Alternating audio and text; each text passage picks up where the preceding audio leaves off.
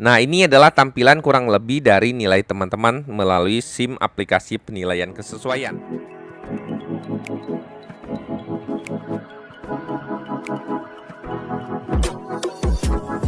Penilaian observasi atau kesesuaian bagi P3K guru pelamar 2 dan pelamar 3 ya, prioritas 2 dan prioritas 3.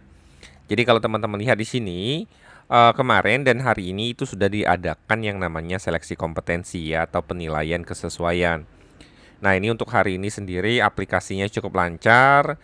Hampir sebagian besar teman-teman itu sudah dilakukan observasi penilaian kesesuaian baik itu oleh guru senior, kepala sekolah maupun oleh pengawas sekolah ya. Jadi kalau teman-teman lihat bahwa alurnya adalah nanti teman-teman akan dinilai dan untuk besok sendiri ya tanggal 30 kalau nggak salah ya dimundurkan itu adalah penilaian dari Dinas Pendidikan dan BKPSDM ya, ini sudah mulai. Kemudian di sini kalau teman-teman lihat setelah ini selesai itu ada sanggah kompetensi. Ini ada waktu teman-teman untuk menyanggah hasil kompetensi, baru kemudian pengumuman seleksi kompetensi. Nah, ini nanti guru dengan nilai tertinggi lulus di sekolah induk selama ada kebutuhan, selama ada terdapat kebutuhan ya, dengan syarat guru dengan nilai tertinggi. Jadi misalnya ada satu formasi yang melakukan observasi di sekolah itu ternyata ada 5 orang, berarti yang diambil itu adalah nanti guru dengan nilai yang tertinggi ya, yang ikut untuk di formasi tersebut. Pelamar yang lulus akan ditempatkan di sekolah induknya. Juknis pelaksanaan seleksi ini ada di Capman-nya ya, bab 4 bagian B 3.1. Ilustrasi.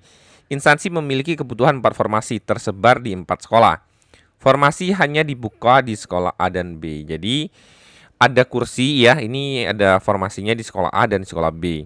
Pelamar dari sekolah C dan D dapat melamar ke sekolah A dan B atau hanya perlu isi biota diri. Penempatan akan ditentukan oleh Kemendikbudristek. Penilaian observasi dilakukan pada masing-masing sekolah. Pelamar sekolah A dinilai di sekolah A, pelamar sekolah D dinilai dengan sekolah D, dan seterusnya.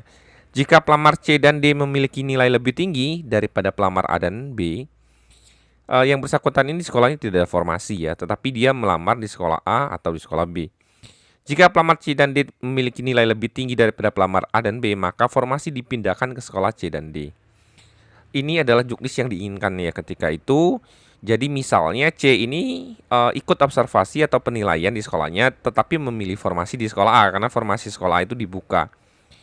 Nah, kemudian ketika lulus tes ternyata nilai C ini lebih tinggi dibandingkan yang guru induk pada sekolah A ini. Nah, ini formasi yang sekolah A itu kursinya ini akan pindah ke sekolah C.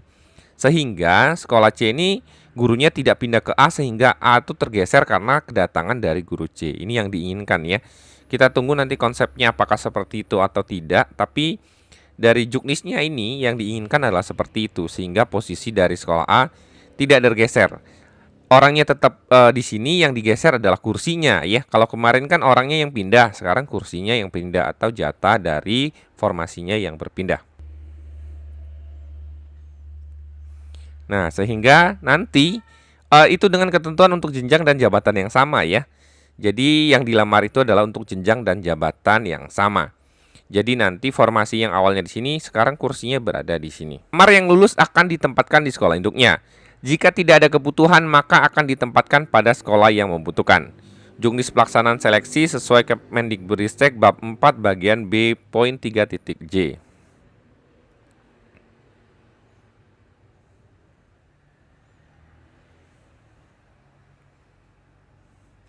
Pelamar yang lulus akan ditempatkan di sekolah induknya. Kemendikbudristek melakukan verbal untuk penempatan tempat tugas. Juknis pelaksanaan seleksi sesuai Kemendikbudristek bab 4 bagian poin B 3.K. Nah, ini adalah tampilan kurang lebih dari nilai teman-teman melalui SIM aplikasi penilaian kesesuaian. Di sini nanti muncul status penilaian apakah sudah dinilai oleh sekolah, kepala sekolah, pengawas ataupun guru senior. Kemudian di sini ada nilai kompetensi. Nilai poin A ini adalah total dari nilai kompetensi teman-teman. Kemudian ada nilai kinerja yang diberikan juga oleh sini ya. Jadi nanti teman-teman itu akan diberikan nilai kinerja. Di nilai kinerja sendiri nanti ada bobot dari Disdik ya, teman-teman dari Dinas Pendidikan. Kemudian ada bobot dari BKPSDM. Kemudian nilai akhir kinerja itu adalah totalnya. Jadi nanti seperti nilai total ini ya. Kemudian Nilai akhir teman-teman itu adalah nilai dari kompetensi yang A ini ditambah dengan nilai akhir dari kinerja. Jadi poinnya adalah A di plus B ya. Jadi ini tambahannya adalah poinnya seperti itu. Jadi nanti teman-teman setelah selesai ini berarti guru dengan nilai tertinggi lulus di sekolah induk selama ada penempatan atau kebutuhan ya. Jadi nanti yang diambil itu adalah guru pemenang dengan status nilai tertinggi. Jadi ini adalah informasi bagi teman-teman yang mengikuti seleksi tes P3K Guru tahun 2022 untuk P2 dan P3. Semoga informasi ini bermanfaat. Salam satu dan